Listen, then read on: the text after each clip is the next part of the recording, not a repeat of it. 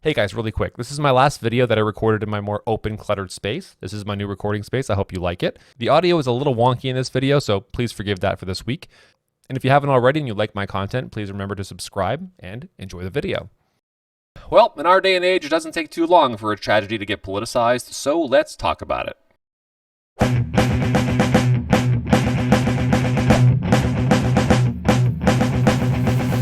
So if you're watching this video, you've probably heard that there was this terribly tragic accident on a movie set where Alec Baldwin was handed a gun that he assumed was and was told was unloaded and safe. He shot it, injuring one person and killing another. Since this has already been politicized, there was hardly a second where people just stopped and thought about how tragic this was. I figured I'd make a video about it and give you my thoughts. So let's actually start off talking about politicization, which is a word that's actually really hard to say. Now, whenever there's a tragedy involving guns, whether it's an accident or a shooting or anything along those lines, folks on the left tend to bring up gun control. They use it as an opportunity to have a national discussion about whether we should have more gun control in place. Now, whether or not that's appropriate, I'll leave for you to decide. That's not what I'm trying to settle in this video. What I want to talk about here on this point of politicization is that folks on the right typically decry this kind of politicizing of the tragedy. They usually say, look, can we have a second to grieve? Can we have a second to appreciate the tragedy of this without immediately using it to score political points or to make some sort of political point or push some sort of agenda? You hear this all the time on the right, this complaining about politicizing gun tragedies. But for some reason, this doesn't apply to this incident because, I don't know, it involves Alec Baldwin, a noted lefty. Instead, many on the right have been, shall we say, ruthlessly quick in pointing out the irony of a rabidly anti-gun person accidentally shooting and killing someone after spending years of demonizing gun owners and gun rights activists. And many of the Trumpier voices, including Trump himself, seem to be completely insensitive to the fact that Baldwin himself has been harmed by this. In a real sense, I think Baldwin himself is a victim in this. I can't imagine what it must feel like to accidentally shoot someone, let alone accidentally shoot and kill someone. But I mean, I guess that doesn't really matter when it's your political opponent. But my point here is that you know they wouldn't be acting so callously if the person involved in this accident was a conservative, pro-gun actor. They're only doing this because it happens to be one of their political opponents. And that's screwed up. Now, I'm not going to lie, I might have chuckled at some of the jokes that I've seen about this. If you know me, you know that I love dark humor, and I think there are almost no limits on what can be funny, which is kind of a problem. And I actually do think there's some irony in this situation that's worth pointing out. More on that in a second. But I think there's a time and a place for this, for bringing up the irony. And I also think that our common humanity should come first before we try to score any political points or make any political point. Regardless of the politics of the person, that person's human, and the person went through a tragedy. That has to take priority if we're going to live in any kind of civilization with each other.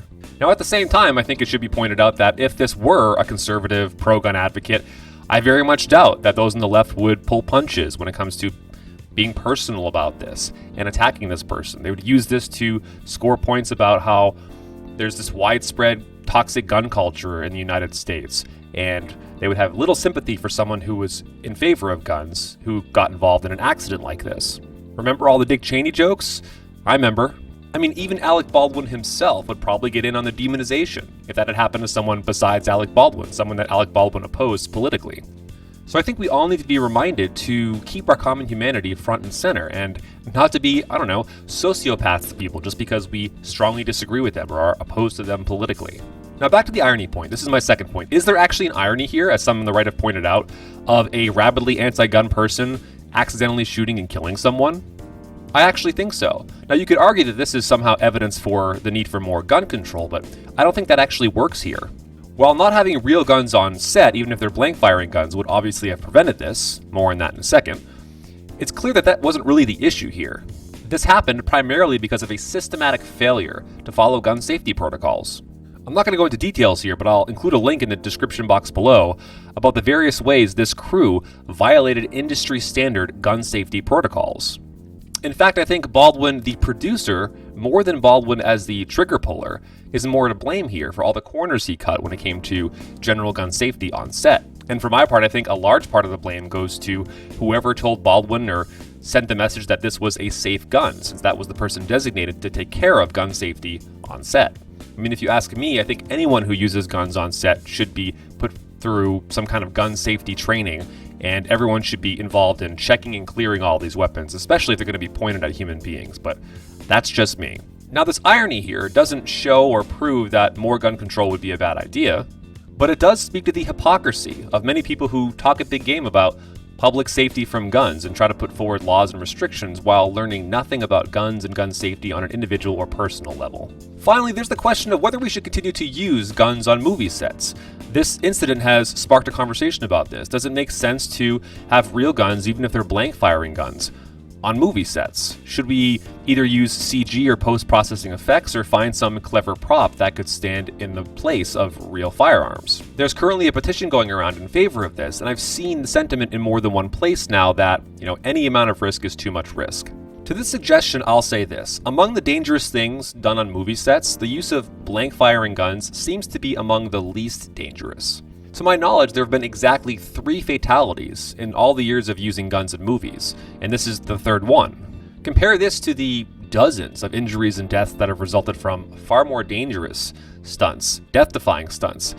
And it really doesn't make a whole lot of sense to ban firearms while continuing to allow men and women to risk their lives in these far more dangerous stunts. I mean, I think in the last Mission Impossible, Tom Cruise hung onto a plane while it took off.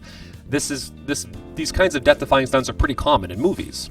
The question for filmmakers is always whether the real McCoy adds a level of realism that can't be achieved in any other way, whether that is through some clever practical effect or through post-production CGI. In the case of guns, that would be, using some clever prop that simulates recoil, shell ejection, muzzle flash, and the rest, or adding all that in post-production. If movie magic can be made to look like the real thing, then yeah, I agree. There's no need to have the real thing. That's totally a needless risk. It adds no benefit whatsoever. And of course, the same would apply to other far more dangerous death-defying stunts that are often done in movies. If you can do it through some kind of trickery and it looks just as good, then there's no reason to risk people's lives. But if something is lost, and I suspect something probably would be lost. I mean, the fact that firearms are used in such a widespread way is some evidence that there's some realism or verisimilitude that is provided by using real firearms. Then the same logic that can be used to justify other death-defying stunts, far more dangerous ones, can be used to justify using real blank-firing firearms on sets. I'm just asking for consistency here. Likewise, if some alternative for a common movie stunt were possible but exorbitantly expensive, and that was taken to be enough of a reason not to go down that road, then that reasoning would also apply to using real firearms. All I'm asking is that the same cost-benefit analysis that applies to other death-defying stunts, much more dangerous ones, also be applied to the use of real firearms. If any risk is too much risk, regardless of the benefit, then we really have to eliminate all risk across the board, not just risk associated with firearms. So those are my thoughts. I think it's kind of a bummer how quickly and viciously this was politicized, but that's the world we live in right now, so we might as well learn to talk well about these things if people are going to be talking about them politically right out of the gate. If you agree, disagree, have any thoughts, feel free to put them down in the comments below. And if you like my content and you haven't already, please consider subscribing. And hopefully I'll see you in the next video.